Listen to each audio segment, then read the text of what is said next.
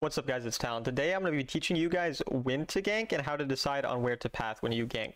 So I'm just going to get straight into examples. Going off this first example, some of the main things that you want to look at are first, how you think the lane matchups are going to go, and two, if you have gank set up in the lane. So in this specific scenario, I decided to start on my red side because that means that by the time I get to level 5, which is Vi's best ganking, and in the early game, I'll be pathing towards the top side of the map. So why do I want to path towards the top side of the map here? Well, the first reason is that Riven and Sett are both pretty aggressive champions, so I expect them to be trading early. The second reason is that Sett has great gank setup with his third ability to end up CCing the opponent and then making it easier for me to kill them. And then he's also a melee champ, and usually melee versus melee matchups is going to be a lot more fighting that goes on. Whereas you can see in the bot lane, it's Enchanter versus Enchanter.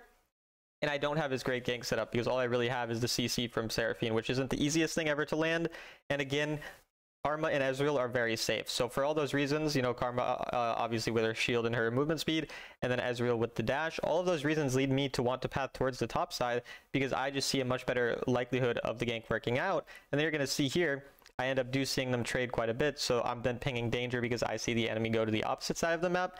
Because typically, again, another thing about jungle pathing is understanding that most of the time the enemy jungler is going to path on the red side. They're going to start on red side and then end up towards their blue side. So in a scenario like this, that's what I expect. I see the Wukong, so I know that. I'm going to full clear up here, and then you're going to see in just a moment, I'm going to look towards what's going on in this lane.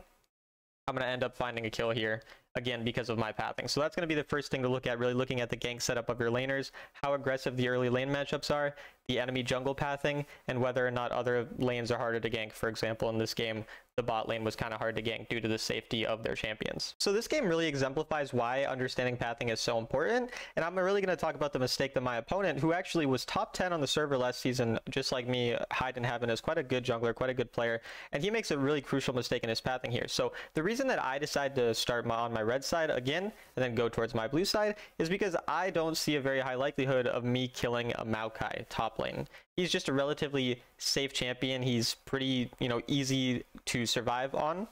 And Aatrox, while having okay gank setup, isn't the best gank setup ever. Alongside this, I typically would expect Talon to start red side, and I don't really want to be fighting the Talon super early game. I'd rather be waiting until I get level 5 and getting my level 5 as quick as possible, which is why I start Krugs here, where I normally would start red buff. But on a champion like Viego, getting level 5 as soon as possible is extremely important. So I'm going to do Krugs because it's going to be slightly quicker to get my first clear off. And then I'm going to skip through some of this here, and we're going to see the crucial mistake kind of made by the Talon here. So again, I don't really have an insane gank setup in my bot lane either, but I'm not as concerned with that because I'm more playing around the scuttle, more playing around the fact that I think I'll have lane prio in here, and then I see Talon on his red side, and so now I know he actually started his blue buff and then went towards red side after. And so I will make sure that I get this scuttle right away before going towards my Gromp, because that way I'm going to be able to get level 5 before him, which then again, I take the scuttle and now I get here and I get level 5, and I know that Talon is on the same side of the map and he can't be level 5 because I got the scuttle and not him. So I'm now waiting for him to come, which I know that he's coming because I saw him earlier on the map. He does exactly that, and now I have the level 5 as a Viego, which means that I'm just easily able to clean up here and gank really effectively. Which again, the big mistake made by the Talon here is trying to path in the same side towards a Viego, despite Viego being a very strong early game champion. So typically, as a jungler like Talon, even though Talon's relatively strong in the early game, he doesn't have the winning matchup because Jinx and Soraka is not a great early game compared to Seraphine Sivir. And he, again, does not clear as fast as me, which means I'm going to get to Scuttle first, which means I'm going to get level 5 first, and then something like that is going to occur. Okay, guys, so this next game, I want to talk kind of about avoidant pathing in terms of if you're not necessarily confident about the early game, how to kind of path. So in this game, there's a Garen and a Malphite, and I really should not be pathing in the way that I am because I'm pathing towards a Garen Malphite, who Malphite doesn't have good gank setup until level 5, which means that I'd rather start blue side, go, bot side, maybe look for an early gank. If nothing works out, go back to top side once he's level 5 rather than how I do it, and it would be a lot more beneficial. Now, the only benefit to what I'm doing this game is that, okay, if you guys don't know who Jackie is, he's, probably the best ADC, maybe just the best player on the North American server right now, and he is the Jhin in this game.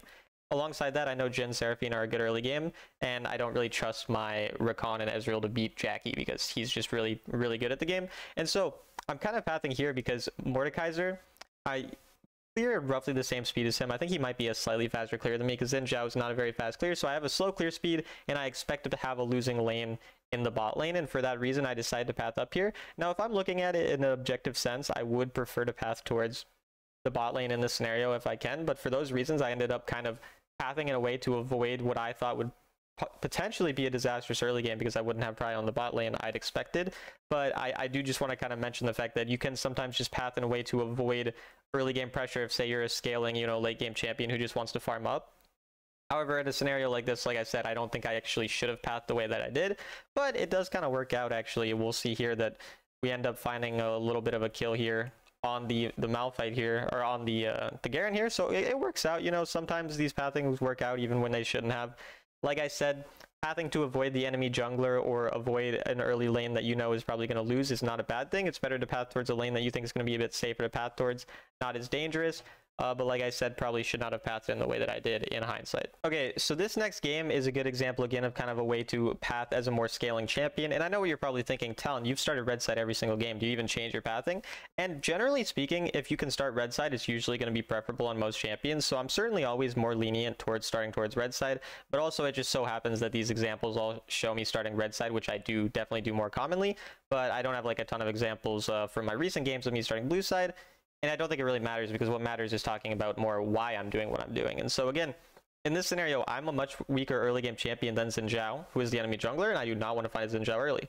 Once again, I'm playing against Jackie, and he's duo with another, you know, sovereign, really good support, and they have the winning lane matchup anyway. So Varus and Seraphine are just going to beat the Maokai Xayah early game 95% of the time, unless they end up making it like a dumb mistake or whatever in the early game. And so I know that I have a losing matchup bot lane. I know that Xin Zhao is probably going to start red side, as most junglers normally do, and I know Xin Zhao beats me early game. So I want to be on the opposite side of him. Alongside that, I have Aatrox, whose gank setup is average, you know, it's decent, into a matchup that he definitely wins, because Gwen is not a good early game champion, and Aatrox is a pretty strong early game champion. So I'm going to have a better lane to path towards, because it's a winning lane matchup. I have a losing lane matchup in bot lane, and I lose the jungle matchup. So for all those reasons, I'm definitely going to want to path towards the top side in this scenario. And for this final example, guys, I do end up starting blue side in this game, and I'll speak about why. So the first reason that I start blue side in this game is that I have a Garen Renekton matchup on the top side, so I don't really want to play around that matchup, because Garen's gank setup is not the best. Renekton is pretty hard to kill early game. He's really good at 1v2ing champions especially, and he's generally just very hard to kill with his dashes. He has ways to escape, he's tanky, and I don't have good gank setup. For all those reasons, I don't really want to path towards it. Alongside that, getting a Garen ahead doesn't necessarily do the most for the game. Oftentimes, Garen's a strong champion from behind, from ahead, from pretty much any point in the game. I also have mid prio in this game, or at least I should, because one, I know this Teemo, I know he's pretty good, and I feel like the Teemo early game should be able to at least match the Syndra most likely, or should be able to at least do decent in the early game. It's not like a free winning matchup or anything like that, but it's one where I kind of expect it to possibly be one. And then in this game, I'm pathing a bit more to protect my teammates, because I have a Twitch Lulu, and Twitch Lulu are like a really strong matchup that I kind of want to make sure, since I don't have that crazy advantage in the top lane, that I'm seeing if I can potentially do something to just make sure that my Lulu and my Twitch, their game is as easy as possible. Because in this scenario, they do lose the lane matchup, and normally I'm not going to want to path towards a losing lane, but in this scenario, since again I don't have that good top side, I have the expectation of mid prio, and then me as an early game champion who can get level 4 before Scuttle, I expect to be able to beat their jungler, who is a Rengar. I expect to be able to clear faster than him, and to be able to protect my teammates from a gank. For all those reasons, I end up pathing it towards the bot lane in here and starting on the blue side. Okay guys, so that's going to do it for the video. I just want to make sure that you guys understand though, that just because you path towards a certain lane, it doesn't mean it's always going to play out the way you think. So basically, you're just trying to determine how you think the lane matchups are going to go, and then make your pathing decision based on that. But sometimes you need to adapt based on what happens. So maybe, you know, the lane matchup you expected to win ends up losing early game. Well, then after you know, do your full clear and whatever, and you're on their side of the map, you're probably just going to have to leave that side of the map really quickly, and then end up going somewhere else, for example. So just because, you know, you expect one thing to happen, you definitely still have to be adaptable and understand that that's not always what's going to end up happening. But yeah, I hope you guys enjoyed the video. As always, if you know, I do coaching for $15 an hour, so if you're interested in that, just DM me. Again, a rank 5 sovereign autofill player, so I feel like I can provide a lot of value to you guys in terms of coaching. Just DM me on Discord for that.